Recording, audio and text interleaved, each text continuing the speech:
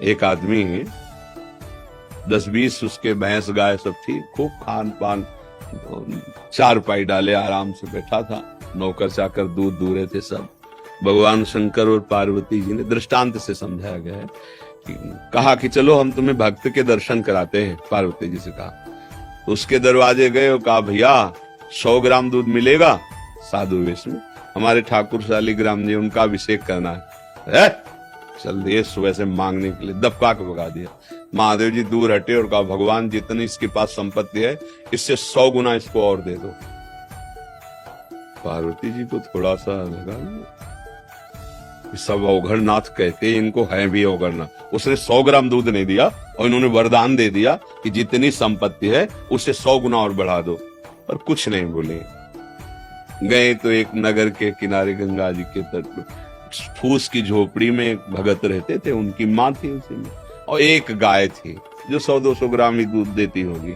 देखा संत वेश में उमा पार्वती जी को, आओ आओ बे, साष्टांग दंडवत की, चरण पखारे। कहा भगवान मुझ गरीब के पास तो गाय का दूध केवल है। भगवान शिव ने कहा ला पिया। कुटिया से बाहर निकले, शाम जा रहे हैं, तो कहा भगवान कृपा करके आते रहना। भगवान कृपा करो, इसकी मैया और गैया दोनों का अपहरण कर लो, इसकी गैया और मैया दोनों को हटा दो।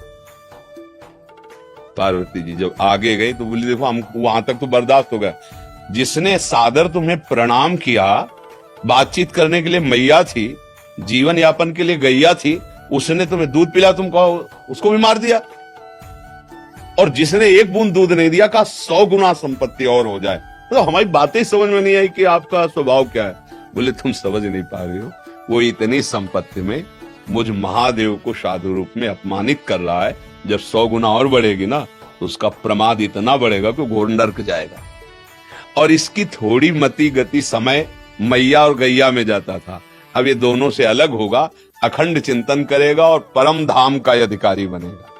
ये बात हम प्रभु से संपत्ति मांगते बालकपन के कारण जान नहीं पा रहे। जैसे वो हमें परिस्थिति दी है बिल्कुल हमारे योग्य है, मान लो मेरी बात, जैसी परिस्थिति दी है हमारे योग्य है। हमको क्या करना चाहिए? परिस्थिति का सदुपयोग करके भागवती की स्थिति प्राप्त करनी चाहिए। हम परिस्थिति सुधारने में पूरा जीवन लगा दें फिर भी नहीं सुधरेगी। आज तक किसी को तृप्ति नहीं हुई। आप बताओ कितना धन मिल जाए जिससे आप तृप्त हो जाएंगे? किसी से भी पूछा जाए, समझ रहे हो? आप अगर अंक में रखोगे भगवान दे देंगे, अगर फिर आपसे यही हम प्रश्न करेंगे ना तो उससे कई गुना बड़ा अंक की अभाव की अनुभूति आपके दिमाग में होगी, वो भी अंक पूरा हो जाए। तो भारत में ऐसे भी धनी हैं जिनके कई करोड़ रोज आए हुए हैं, क्या उनसे पूछो तसल्ली है तुम्हें? तुम्हारे आए हुए से तुम संतुष्ट हो? नहीं, उपाय में लगे हुए और आए हो। भैया ये माया है, इसमें अति लघु रूप रखना पड़ेगा।